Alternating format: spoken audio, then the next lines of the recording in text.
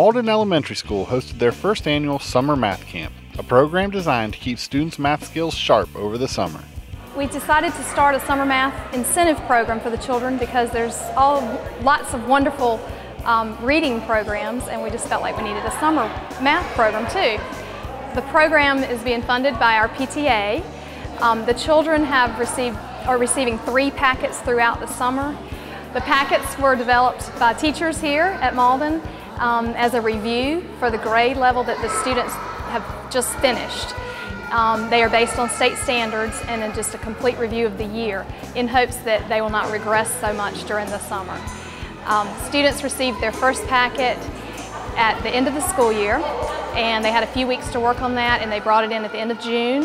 And here at the prize days, we go over the packet with the student, offer remediation if necessary, and give them a goodie bag and a popsicle to take with them. And they also get a new packet. The 3rd packets are due when school starts back in August.